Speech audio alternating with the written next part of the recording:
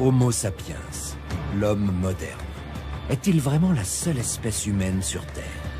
L'étape ultime de notre évolution. C'est ce que l'on croyait, jusqu'à une découverte extraordinaire qui remet en question tout ce que nous pensions savoir. Une véritable bombe scientifique qui va révéler un des plus grands mystères de notre passé et apporter de nouvelles réponses sur ce que nous sommes aujourd'hui. C'est au cœur du Pays basque espagnol que vient d'être découverte une étrange sépulture, vieille de plusieurs dizaines de milliers d'années. Une sépulture porteuse d'une révolution qui nous renvoie aux sources du métissage primitif, du jamais vu. Tout ça bouleverse complètement la compréhension que l'on a de l'histoire du peuplement, du début du Paléolithique supérieur. Et cette découverte-là que nous avons face à nous remet en cause, ou du moins questionne, l'auteur de l'art pariétal du Paléolithique supérieur. Pendant des mois, un groupe de scientifiques, préhistoriens, paléoanthropologues, généticiens, ont travaillé d'arrache-pied sous l'œil de nos caméras pour tenter de percer les secrets de ce corps fossilisé et en tirer d'incroyables conclusions. Un grand voyage nous attend, d'expériences scientifiques en expédition anthropologique, sur les traces du plus incroyable de nos ancêtres. La préhistoire frappe à notre porte.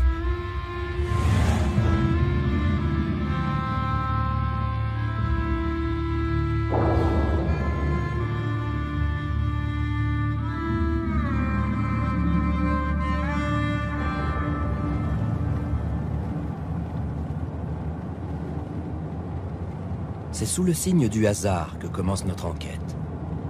Nous avions choisi de suivre dans son travail Nicolas Darvin, préhistorien rattaché à l'Institut français de recherche archéologique, quand celui-ci fut investi d'une mission singulière. Aller expertiser une énigmatique sépulture repérée chez un particulier. Il y a quelques jours, un agriculteur a en effet tenté de vendre sur Internet ladite sépulture. Mais il en a été empêché par les experts du service de l'État, dont le travail est de démasquer d'éventuels trafiquants de biens culturels. Nous devons à tout prix être extrêmement prudents afin que ces découvertes archéologiques ne se retrouvent pas sur le marché de la contrebande, mais surtout celle-ci semble potentiellement exceptionnelle puisqu'au vu des premières photographies que nous avons vues, il pourrait s'agir d'une sépulture préhistorique, ce qui reste une découverte tout à fait exceptionnelle pour la communauté scientifique. Il est accompagné par Juanita Cortés, archéologue elle aussi, chercheuse au centre d'archéologie de Bilbao, en Espagne.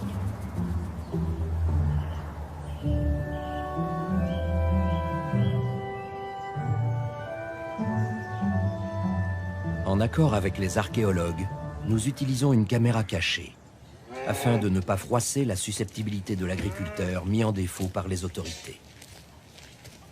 Bonjour. Bonjour.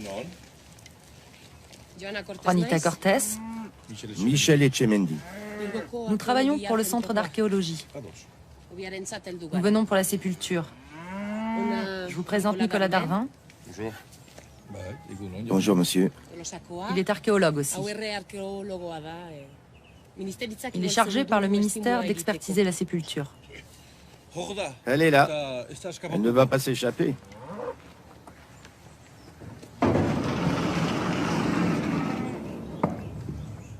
Venez.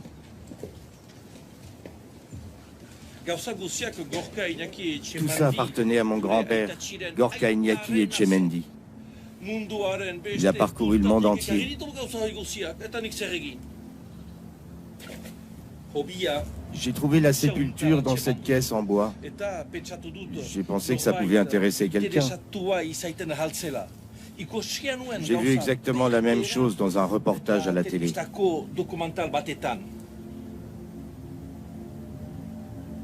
D'après ce que Nicolas Darvin distingue des ossements, ceux-ci semblent authentiques. Et malgré le temps passé au fond de cette grange, ils paraissent particulièrement bien conservés. En ce moment, je suis en train de faire du rangement dans la ferme. Je veux me débarrasser de tout ça. C'est vraiment très intéressant. Vous pensez que ça a de la valeur?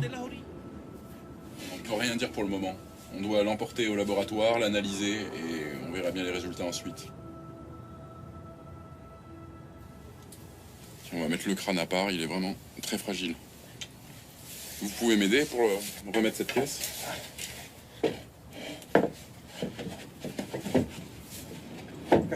Attention vos doigts. Mandaté par les autorités pour effectuer toutes les vérifications nécessaires, Nicolas Darvin réquisitionne la sépulture. Si les analyses confirment son authenticité, la valeur scientifique de cette découverte est potentiellement très grande. Il est temps de chercher à comprendre qui est cet humain fossilisé, d'où il vient et surtout de savoir de quand il date. L'enquête s'annonce délicate, compte tenu des conditions dans lesquelles la sépulture a été retrouvée. Elle n'a pas été découverte en fouille, ce qui prive les chercheurs de nombreuses informations et d'indications précises quant au contexte de cette lointaine inhumation. Ici, seuls subsistent des ossements et un sac de toile de jute rempli de silex. Ces silex sont indubitablement d'âge paléolithique supérieur, c'est-à-dire entre 30 et 20 000 ans. Il faut maintenant pouvoir montrer si ces silex sont bien associés à ces ossements, et si tel était le cas, alors on aurait une découverte tout à fait exceptionnelle pour la communauté scientifique. De telles trouvailles demeurent rares à l'échelle internationale. Pour le paléolithique moyen, qui concerne à la fois les découvertes relatives à Sapiens et Néandertal, nous ne connaissons à ce jour pas plus d'une quarantaine de sépultures.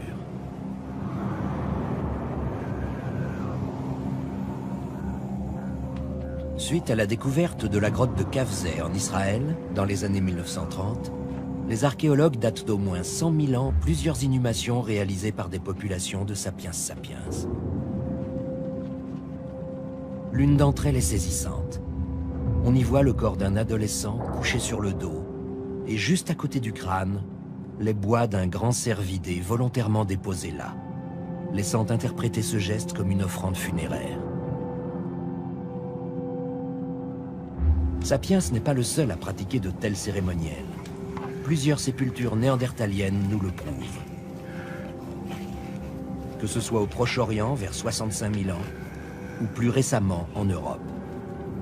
La première sépulture de ce type est découverte en 1908 par les abbés Jean et Amédée Buissonny, près de Brive, en Corrèze. C'est dans la grotte de la Chapelle aux Saints que ces derniers mettent au jour le squelette entier d'un individu couché en position fétale et inhumé dans une fosse creusée intentionnellement à cet effet par des Néandertaliens. Elle atteste que les Néandertaliens ont eux aussi des rites funéraires.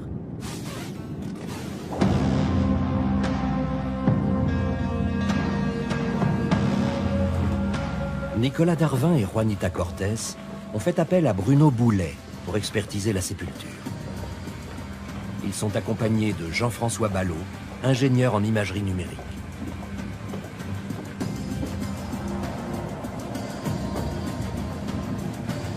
Bruno Boulet, paléoanthropologue, a déjà fouillé de nombreuses sépultures préhistoriques. Je suis un spécialiste des hommes fossiles du Pléistocène supérieur, les hommes de Néandertal, les Néandertaliens. Et je suis également un spécialiste de la fouille de sépultures, puisque je travaille beaucoup sur les pratiques funéraires de ces hommes préhistoriques. Fouiller cette sépulture est un privilège pour les scientifiques. Probablement un moment unique dans leur carrière. Nous sommes en présence d'une sépulture primaire d'un individu qui a été inhumé volontairement. Avant de débuter la fouille, nous allons faire tous les enregistrements nécessaires avec les outils de l'imagerie numérique, photogrammétrie, scan surfacique. Et naturellement, lors de la fouille, nous allons prélever les ossements qui vont, nous l'espérons, nous permettre d'avoir des datations absolues de ce spécimen dont pour le moment on ne connaît pas l'âge. Voilà, c'est parfait. La prudence reste de mise. L'étude s'annonce longue et minutieuse. Avant toute intervention des scientifiques, on commence par un premier scan de la sépulture. C'est parti.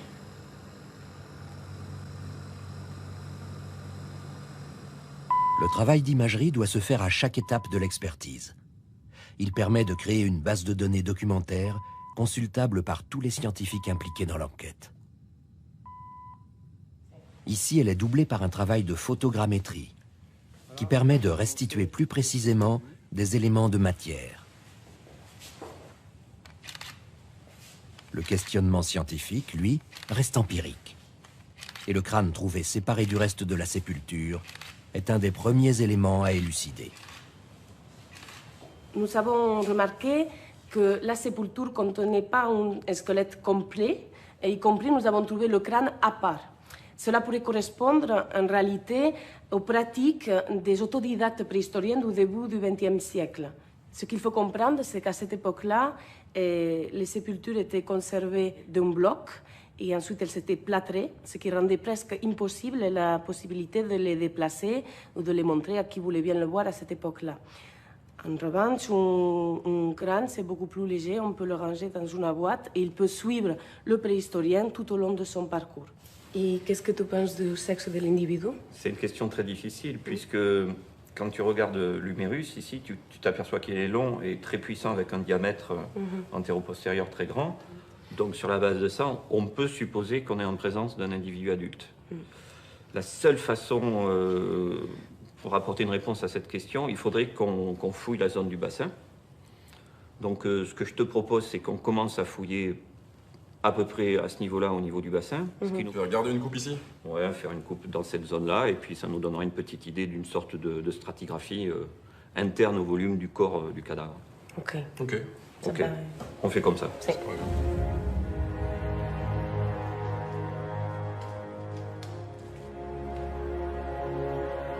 La fouille en laboratoire peut commencer. Plus facile qu'une fouille in situ, elle n'en reste pas moins une étape particulièrement délicate. Les enjeux sont forts, et les scientifiques mettent en œuvre tout leur savoir-faire afin de dégager minutieusement de la terre chaque ossement, chaque infime élément qui ont traversé des millénaires pour arriver jusqu'à nous.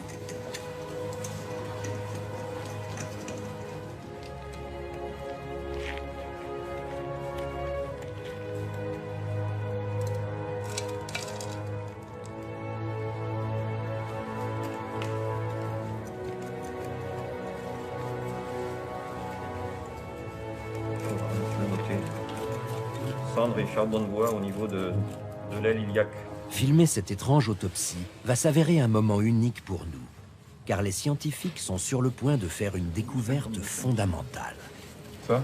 Non, c'est épais, hein. Et ça, qu'est-ce que c'est?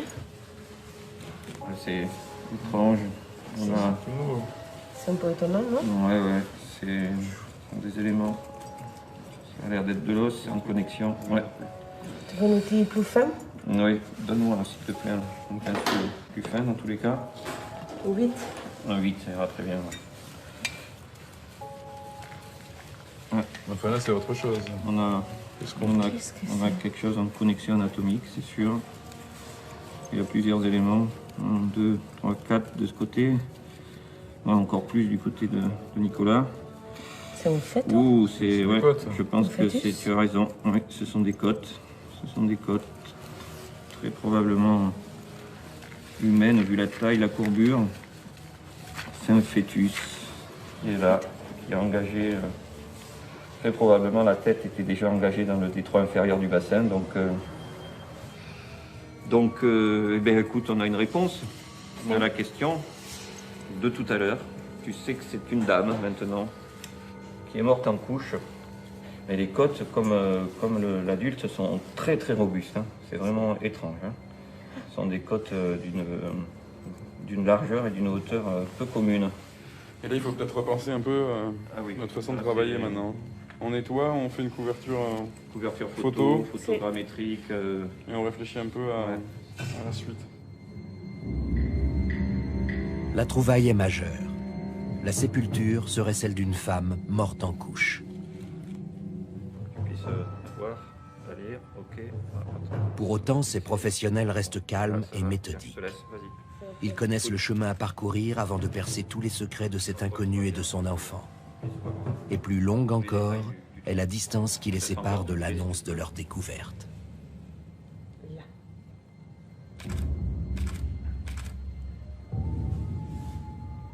Pour l'heure, il est temps de passer au prélèvement afin d'envoyer des échantillons en analyse et pouvoir ainsi en déterminer la datation, l'origine, la filiation. Pas tout à fait. Voilà, ça y est, c'est bon. Allez, okay. Hop, on ne touche pas. C'est parti. C'est bon. Carbone 14, ADN, isotope, tout dans un même échantillon, si c'est bien conservé. Ce que Bruno Boulet, un des plus grands spécialistes mondiaux en paléoanthropologie, nous révèle alors, lui-même peine à le croire. Et les caractéristiques morphologiques du fémur de ce fœtus sont très surprenantes. Ce sont des caractéristiques qui ressemblent énormément à celles des bébés néandertaliens connus, comme la ferracie ou le moustier, la courbure, la largeur des épiphyses. Et ce fœtus provient d'une femme qui, par ses caractéristiques crâniennes, est une femme certainement anatomiquement moderne. Si on exclut une pathologie qu'on ne réussit pas à déterminer sur les ossements, nous pourrions être en présence de la découverte paléoanthropologique exceptionnelle, celle d'une femme moderne, morte en couche et enceinte d'un métis de première génération avec un néandertalien. Et si l'expert était dans le vrai? Si nous étions bien face à deux types humains différents? Si elle était avérée, ce serait une découverte au-delà de la raison. Cette sépulture nous rappelle combien les connaissances sur nos origines peuvent à tout moment être ébranlées. Ce fut déjà le cas lors de la découverte que fit en 2006 le Neanderthal Genome Project. Ce programme de séquençage de l'ADN nucléaire de l'homme de Néandertal, dirigé par Svante Pääbo, fut lancé par le Max Planck Institute en Allemagne.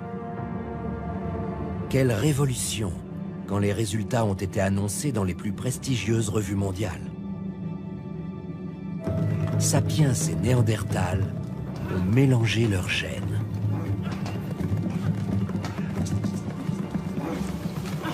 Nous savons désormais qu'il y eut des épisodes de reproduction entre ces deux espèces que tout semble opposer. Et que ces épisodes ont laissé des traces jusqu'à aujourd'hui, puisqu'une partie de l'humanité porte des gènes hérités de Néandertal dans son génome. Entre 1 et 4%. Néandertal est notre cousin. Voilà peut-être pourquoi, depuis toujours, il fascine l'homme moderne.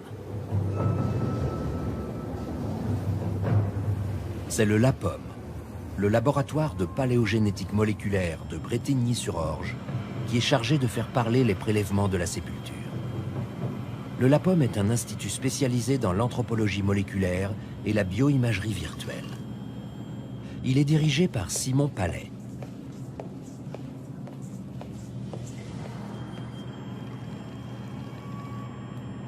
Le LAPOM est un laboratoire spécialisé dans la recherche sur l'ADN ancien. Il est désormais possible de décrypter le génome des Homo sapiens, mais aussi des Néandertaliens. C'est une perspective inenvisageable, ne serait-ce qu'il y a 15 ou 20 ans. Mais c'est très compliqué, très difficile, parce que l'ADN ancien est souvent très dégradé et en faible quantité. Les analyses sont maintenant en cours. Les prélèvements osseux ont été nettoyés, broyés, mixés, décalcifiés, puis traités avec des agents émulsifiants pour que l'ADN puisse en être extrait et ainsi examiné. L'ADN est ensuite séquencé. Les séquences sont alors retranscrites et pourront être comparées les unes aux autres.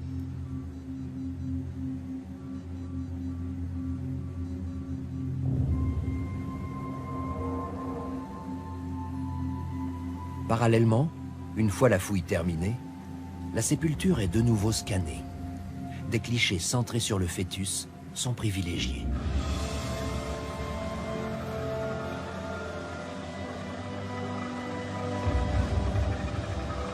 La nouvelle restitution en 3D permet d'étudier les différents ossements du fœtus sous toutes les facettes. Ouais, mais Bruno, c'est surtout sur l'aspect des côtes qu'il a... D'accord. Ouais, qu'il a été... Étonné? Étonné, ouais. Cette femme morte en couche et son fœtus n'ont pas fini d'être scrutés sous tous les angles. Mais qu'en est-il d'un point de vue sociologique? Quelle était la raison d'être de cette sépulture? Le fait qu'il y ait une sépulture est peut-être dû justement à ce que cette femme a été considérée comme métissée entre les deux par les populations elles-mêmes. Alors on lui a offert une sépulture tout à fait spectaculaire et on l'aurait protégée comme ça de l'action des carnivores et on l'aurait protégée en même temps de la détérioration. Marcel Hoth est paléoanthropologue à l'Université de Liège en Belgique. Son travail contribue à la réhabilitation de Néandertal dans ses pratiques techniques et culturelles. Il est possible que ce soit le résultat d'une action rituelle qui protège cette personne qui porte les deux destins, le destin ancien des Néandertaliens, le destin nouveau des hommes modernes, que l'on aurait donc compris cette ambiguïté et que l'on aurait ainsi donné un destin par cette sépulture qui protège la dame défunte.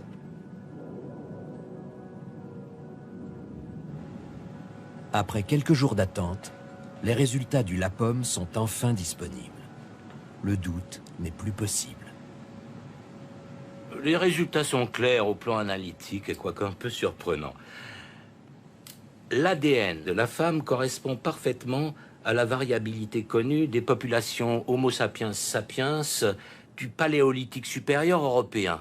D'ailleurs, elle correspond avec des exemplaires que nous avons déjà analysés dans le laboratoire, notamment des vestiges humains d'un site russe pouvant être daté de 25 000 ans.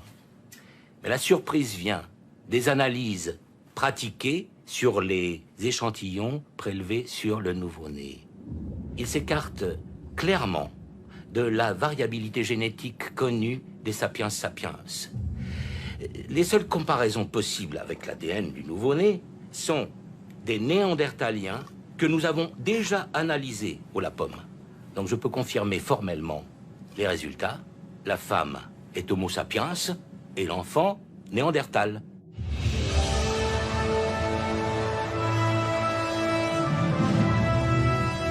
Les hypothèses de Bruno Boulet, déduites de ses observations sur la morphologie des os, sont désormais confirmées par les études ADN. Mais ce n'est pas tout. Nicolas Darwin vient de recevoir les résultats des datations au carbone 14 faites à Oxford en Angleterre. Et le résultat est sans appel. La mère et l'enfant sont vieux de 25 000 ans. Certains néandertaliens étaient donc encore présents plus de 10 000 ans après la date faisant consensus pour situer leur extinction. Pour le préhistorien, c'est là l'information la plus inattendue. Le plus gros scoop qu'il n'aurait jamais pu imaginer. Ces résultats sont concordants pour montrer de manière irréfutable par cette sépulture que nous sommes en présence d'un métissage entre les populations sapiens et les populations néandertaliennes. L'autre grande surprise, à nos yeux, c'est d'avoir une datation autour de 25 000 ans, c'est-à-dire en plein paléolithique supérieur, à un moment où nous pensions que seul Homo sapiens sapiens était présent sur la planète. Et nous nous rendons compte, à travers cette découverte, que Néandertal était encore présent et que donc, nous ne savons plus qui est l'auteur, par exemple, des peintures, des œuvres pariétales de la grotte Chauvet ou de la grotte de Lascaux.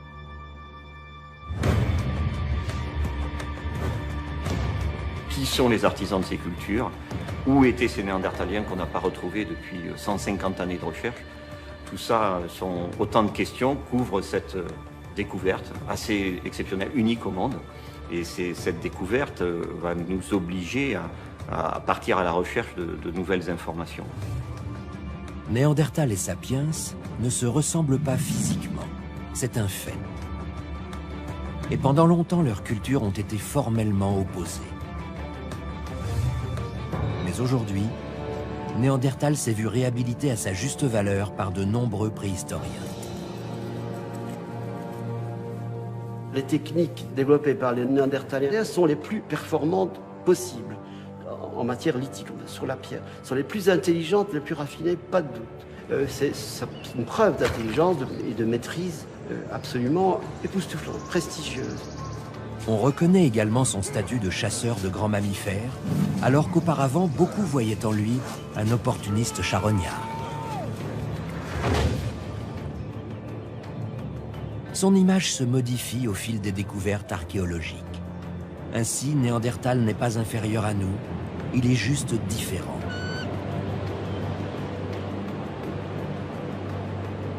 La grande question qui demeure à ce jour sans éléments probants de réponse est celle de son extinction. Pourquoi et comment Néandertal disparaît-il? Pourquoi, après un règne de 300 000 ans, s'éteint-il peu à peu, tandis que Sapiens colonise la planète et voit sa population croître de façon exponentielle, jusqu'à devenir l'unique représentant de l'espèce humaine sur Terre?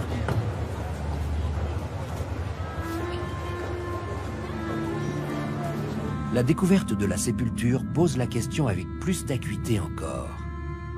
Et si finalement, Néandertal n'avait pas totalement disparu?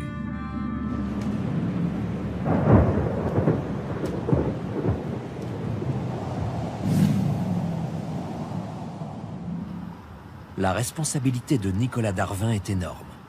Il doit désormais remonter la piste afin de percer les innombrables mystères de cette mère et de son enfant venus du bout des âges.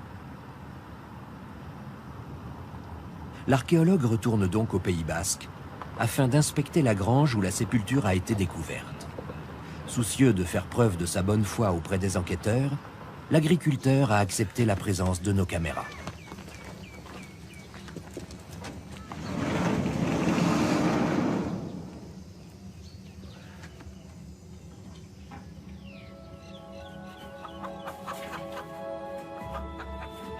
Quelque part, au milieu des innombrables souvenirs d'expéditions de son arrière-grand-père Gorka Iñaki Etchemendy, se cache forcément un indice.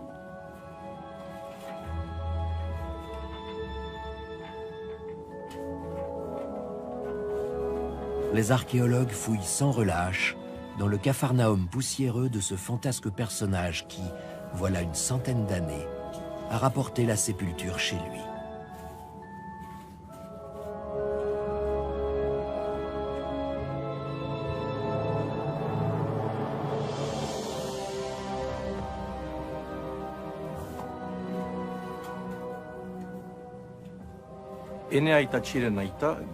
Mon arrière-grand-père Gorka Iñaki Etchemendy est né dans cette maison en 1883.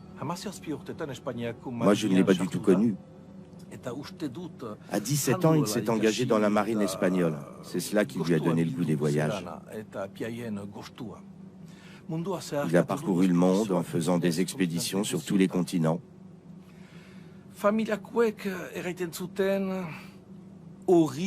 C'était un peu l'original de la famille. Il était avant tout un collectionneur. On dit de lui qu'il avait bon cœur et qu'il aimait aussi faire des cadeaux.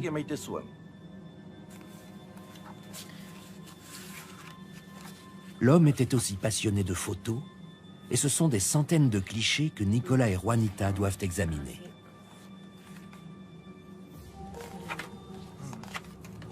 C'est lui. C'est Gorka Iñaki Etchemendy. Les premiers portraits de l'explorateur apparaissent. Collectionner les papillons. Et enfin, la sépulture. On voit quelqu'un là avec une caméra. Nicolas, ça c'est la sépulture qu'on a trouvée. Ça c'est la caisse. 1922. Donc on aurait peut-être la date 1922 de la découverte. Andrea Talanquin, film Aguilera. Donc il y a un film. Il y a un film de la découverte. C'est quand même fou. Hein? Mais à l'époque, ils pouvaient filmer les expéditions, hein, c'est possible. Vous avez trouvé un film ou quelque chose, non? Non, je crois pas.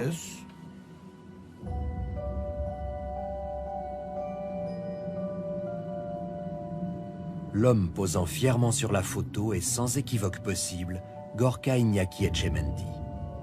À ses côtés, deux de ses collaborateurs.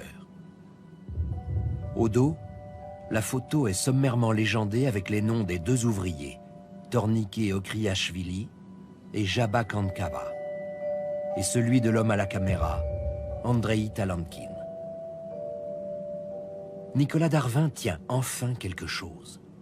Des noms et une date. 1922. Surtout, la présence du caméraman apporte un nouvel espoir. Il y aurait donc peut-être un film.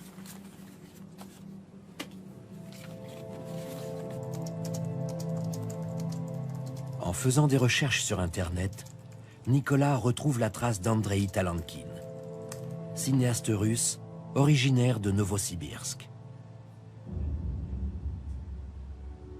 Andrei Grigori Leonid Talankin. Andrei Grigori Leonid Talankin est un réalisateur presque inconnu, mais il s'inscrit pleinement dans le mouvement de l'avant-garde cinématographique de la Russie des années 1920, notamment par la grande influence qu'exerce sur lui le futurisme et le constructivisme, et par les multiples expérimentations dont il fut l'auteur.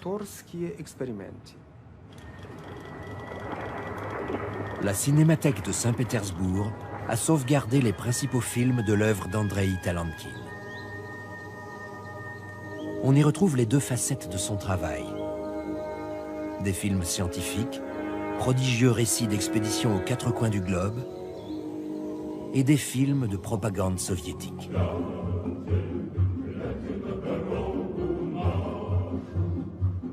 La vérité du monde et l'artifice politique dans une seule et même œuvre.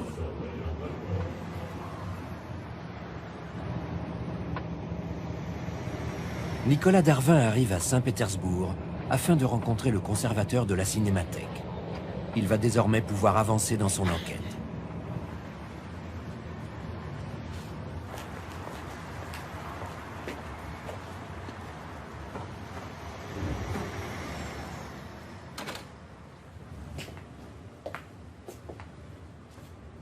Tisha Gromsky a préparé la venue de son invité français en exhumant pour lui les archives d'Andrei Talankin.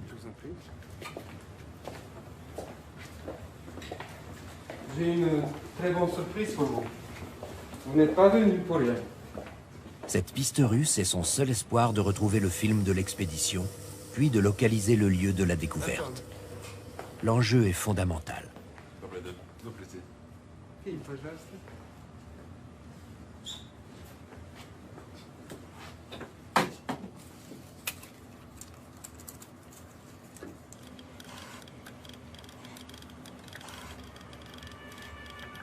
C'est un film en très mauvais état. Tourné en 1922 en Géorgie. Tourné par Talankin, qui suivait un explorateur.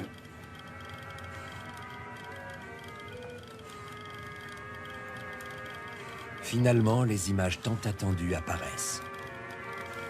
Tout y est. D'abord l'expédition, menée par un Européen accompagné de deux hommes de type slave, dont les visages et les tenues rappellent ceux de la photo retrouvée dans la maison basque. Pas de doute, il s'agit de Gorka Iñaki Etchemendi avec ses deux ouvriers.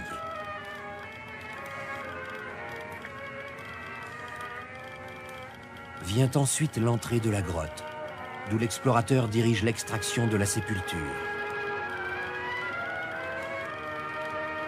Dans sa main, le crâne parfaitement conservé. Nicolas Darvin assiste près de 100 ans plus tard à un moment historique.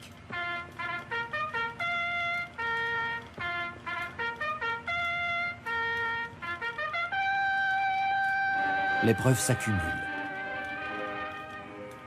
Et sur la boîte de la bobine du film, la date et le lieu apparaissent de manière précise. 1922, tournage en Géorgie, grotte de Zayou-Kovoko. L'archéologue sait désormais où chercher. Pourra-t-il bientôt apporter la dernière preuve manquante? L'annonce de la découverte de la sépulture de Zayou-Kovoko ne sera pas seulement un coup de semonce dans les milieux scientifiques. Elle engendrera aussi irrémédiablement une nouvelle orientation des recherches. Comme ce fut le cas il y a une dizaine d'années, suite aux découvertes relatives au métissage entre Néandertal et Sapiens, les fameux 1 à 4% de gènes néandertaliens, présents aujourd'hui chez certaines populations en Europe et en Asie. Le Max Planck Institute et l'Institut Pasteur cherchent depuis à comprendre comment ces gènes affectent nos traits phénotypiques. Ou pour le dire plus simplement, ce que Néandertal nous a laissé en héritage. Nous savons ainsi désormais que c'est parce que nous avons en nous ces gènes archaïques que peuvent se développer certaines caractéristiques physiques ou pathologiques, la fragilité de la peau face aux rayons ultraviolets, la couleur rousse des cheveux, la propension du sang à hypercoaguler, ou encore les risques de dépression. Et plus étonnant, certains phénomènes addictifs. Vous ne parvenez pas à arrêter de fumer? C'est peut-être Néandertal en vous qui parle. Oui, notre métissage ancien avec Néandertal influence encore aujourd'hui notre santé et nos comportements. Le comportement, justement, c'est ce sur quoi ce laboratoire de paléoarchéologie comportementale travaille. Depuis qu'il l'a fondé en 2011, le professeur Jean-Paul Chasuble cherche à comprendre quelle influence nos gènes primitifs ont sur notre comportement. L'homme actuel a entre 1 et 4% de gènes néandertaliens. Nous avons choisi un certain nombre de volontaires auxquels nous voulons faire passer quelques tests, d'abord pour vérifier quel est leur pourcentage de gènes néandertaliens. Ce qui nous intéresse, c'est des gens qui ont plus de 10% de gènes néandertaliens. Ces expériences auront pour but, et déjà depuis quelques années, nous travaillons sur ce processus-là, auront pour but de mesurer si la présence de gènes néandertaliens en grand nombre modifie leur comportement en différents aspects, par exemple leur rapport avec la nature, leur rapport avec les événements qui se produisent soudainement, leur rapport avec les animaux, leur rapport avec la socialité, leur rapport peut-être avec la sexualité. Ici, des volontaires de tous horizons se plient à de multiples tests et analyses menés sous le regard attentif d'une équipe de scientifiques qui étudie l'expression fonctionnelle de certains gènes. Ceux hérités de notre ancestralité néandertalienne en particulier. Vous allez participer à une expérience d'oculométrie cognitive. On va essayer de voir ce que vous allez voir quand on va vous présenter des images. Et donc ce casque va permettre de mesurer l'activité électrique de votre cerveau. Et vous aurez aussi ensuite devant les écrans des lunettes qui nous permettront de mesurer exactement ce que vous voyez et où vous voyez principalement. Ce volontaire s'appelle Max Martel. Et il est l'individu connu à ce jour pour avoir le taux de gènes néandertaliens le plus élevé au monde. 66%. Un phénomène à lui tout seul. D'ailleurs, certains aspects de son comportement au quotidien ont attiré l'attention du professeur Chasuble. Il est un amoureux de la nature, dont il peut parler pendant des heures et pratique dans son propre jardin la permaculture. Une technique écologique qui consiste à utiliser le moins d'eau possible pour faire pousser les plantes. Néandertal, justement, se démarque de Sapiens par le respect dont il a toujours fait preuve pour l'environnement et la capacité qui fut la sienne de vivre des centaines de milliers d'années en harmonie totale avec la nature.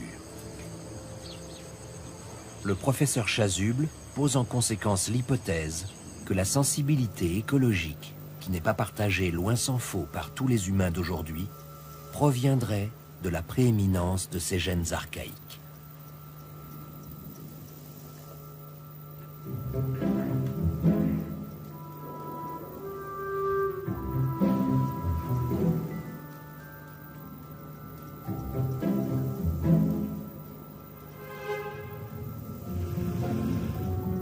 En revanche, ce cobaye contribue à casser l'image si souvent véhiculée sur les Néandertaliens quant à leurs supposées faibles capacités intellectuelles.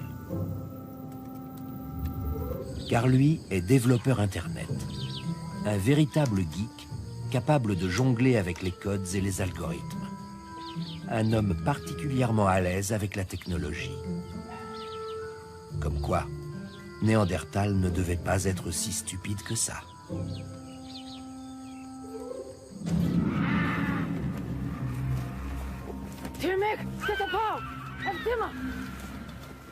Naturellement, l'homme de Néandertal ne connaissait certainement pas les automobiles et pas davantage les grands décors urbains type Shanghai qu'on va affronter maintenant. Mais ce que nous voulons faire ici avec un volontaire qui a un gros taux de gènes néandertaliens, c'est de mesurer ses capacités de réaction dans un environnement stressant, l'environnement de la conduite, environnement dans lequel il peut y avoir des changements météo extrêmement brutaux, éventuellement des apparitions de personnages sur la voie, et voir donc ce qui se passe.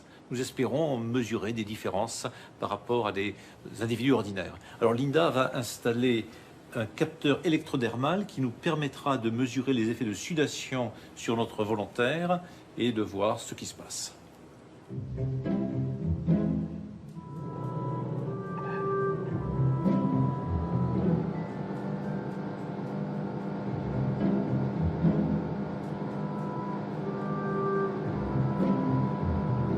Bon, Linda, vous lui envoyez de la neige. Maintenant, pour bien mesurer le Néandertal, rafale, qui voit plus grand-chose. Avec rafale, pluie, brouillard. Voilà. Les rafales à fond, hein, que vraiment ce Néandertal, il voit ce que c'est, et nous aussi. Il semblerait bien qu'il y ait des grandes différences entre les Néandertals et ceux qui sont beaucoup moins Néandertals, qui sont, disons, surtout sapiens. Il est possible que, à l'arrivée de nos expériences, dans une année peut-être, quand on aura fini le processus, eh bien, on n'ait pas de grandes différences. Mais nous aurons gagné au moins de détruire quelques fantasmes, à ce moment-là, qui sont peut-être d'ailleurs les nôtres, et puis nous aurons fait quelques progrès sur nos protocoles expérimentaux. Donc ce sont des expériences que nous menons et que nous mènerons avec un but scientifique, mais aussi, on peut dire, épistémologique, de réflexion sur ce que nous faisons. Pour rebondir sur l'hypothèse du professeur Chasuble, et au vu des nombreuses découvertes qui se font jour à mesure que nous avançons dans cette passionnante enquête, une question se pose. Si Néandertal l'avait emporté sur Sapiens, comment serait le monde aujourd'hui? Si tout porte à croire que Néandertal avait une pensée symbolique qui le rapproche de l'homme moderne, enterrer ses morts, utiliser des couleurs, créer des outils, là où il se distingue clairement de nous, c'est sans doute dans son rapport au monde et à la nature. Avec Sapiens, l'homme prend possession du monde. Il s'étend sur la planète comme une colonie de fourmis sur les restes oubliés d'un repas. En quelques dizaines de milliers d'années après sa sortie d'Afrique, il a mis la Terre au pas et menace par son activité toujours plus intense sa faune, sa flore, sa couche d'ozone, et jusqu'aux membres de sa propre espèce. Une des voies de survie de l'homme actuel serait de revenir au mode de vie et aux valeurs des Néandertaliens, qui eux étaient en harmonie avec leur nature. Néandertal, lui, a vécu plus de 300 000 ans sur la Terre, et toujours il l'a respecté. 300 000 ans, et aucune séquelle sur la planète. Alors, écolo Néandertal? Ouais, il était écologique. Hein. Et je suis persuadé que ce n'était pas par hasard, c'était vraiment une conception. Certes, tout porte à croire qu'il n'aurait jamais développé nos innombrables technologies, nos multiples inventions et notre spectaculaire capacité à produire encore et toujours plus. Mais contrairement à nous aujourd'hui, il ne serait pas en train de se demander quel monde il laissera à ses enfants.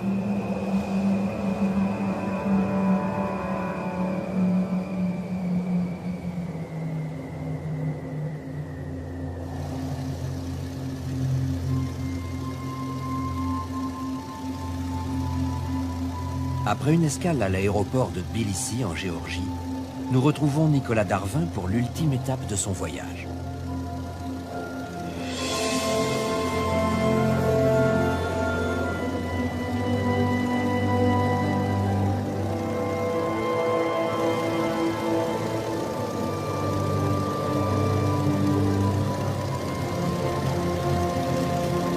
C'est sur l'aérodrome de Sloditova, situé dans une vallée du piémont du Grand Caucase, que le petit avion qui le transporte atterrit.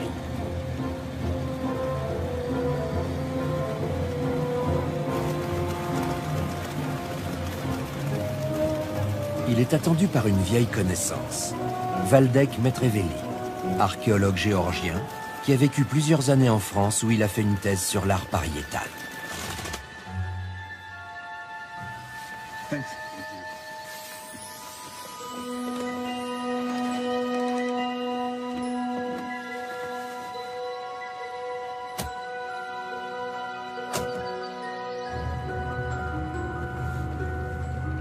Munis de leur équipement, les deux hommes partent en voiture sans plus attendre, à la recherche de la grotte de Zayukovoko.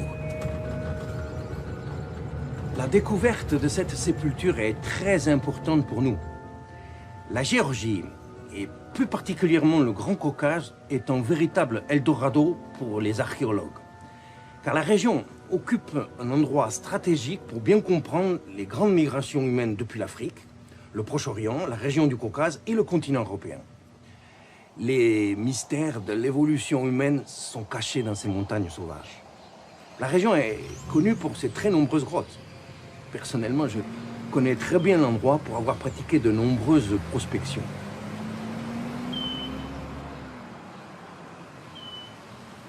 La grotte de Zayukovoko n'est répertoriée sur aucune carte.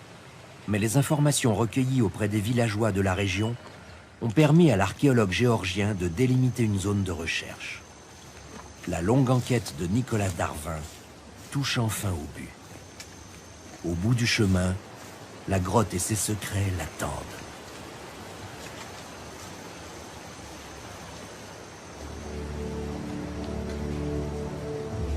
Le lieu n'a, selon les sources de Valdec Metrevelli, encore jamais fait l'objet de fouilles officielles.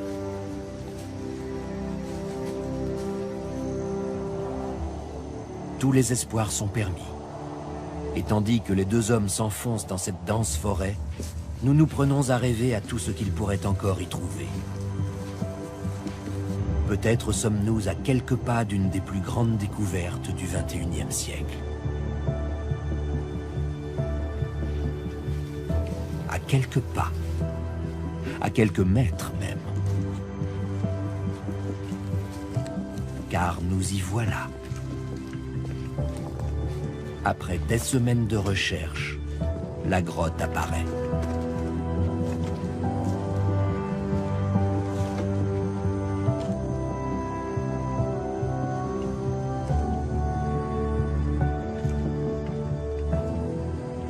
Nicolas Darvin marche sur les traces de Gorka, Iñaki et Tchemendi.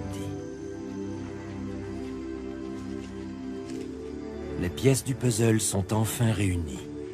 L'ultime révélation est à portée de main.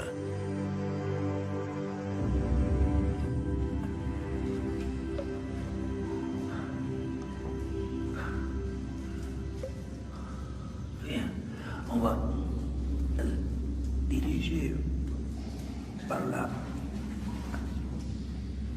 Nous sommes dans les profondeurs de la grotte. Incroyable sensation d'être revenu des milliers d'années en arrière. Fais bien attention à ta tête. Bien.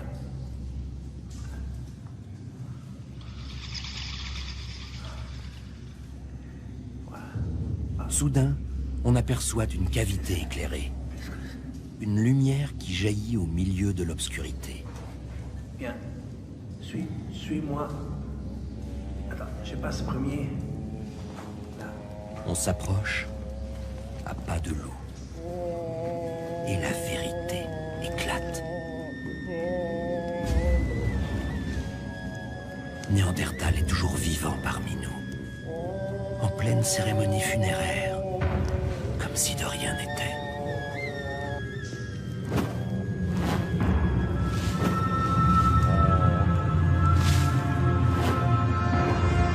Comme si le temps ne s'était jamais écoulé. La vérité, les yeux dans les yeux.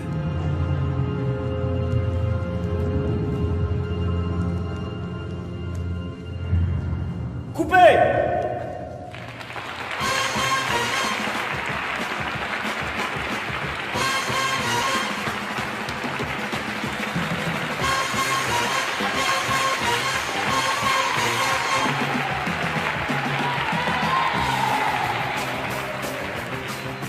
Ça y est, vous savez tout. Vous avez suivi pendant une petite heure l'histoire d'une fantastique découverte archéologique. Vous vous êtes passionné pour cette intrigante sépulture d'une femme sapiens qui aurait pu donner naissance à un enfant néandertalien. Vous avez suivi les pas des scientifiques, au laboratoire et sur le terrain. Alors ne soyez pas déçus si cette découverte n'a jamais existé. Elle est le fruit d'une collaboration entre scientifiques et auteurs de fiction. Alors certes, une femme sapiens n'a jamais donné naissance à un enfant néandertalien. Et personne sur la planète aujourd'hui ne porte 66% de gènes néandertaliens comme dans ce film. Mais qui aurait pu imaginer, il y a seulement 20 ans, que nous tous aujourd'hui portions les traces de ce métissage vieux de plusieurs dizaines de milliers d'années entre l'homme de Néandertal et Homo sapiens sapiens. Mais attention, tout n'est pas faux dans ce film, bien au contraire. C'est un principe de la science que de pouvoir se démentir elle-même au gré de ses progrès et des nouveaux objets d'étude qui s'offrent à elle. Il n'est pas de certitude scientifique qui ne puisse un jour être ébranlée, partiellement ou totalement. Par contre, ce que vous faites dans une fiction va ouvrir l'imagination. Je pense que la fiction est la clé de voûte de la découverte, la clé de voûte de la connaissance et de la science par conséquent. Si le sujet de ce documentaire relève aujourd'hui de la science-fiction, qui sait ce que demain nous réserve ?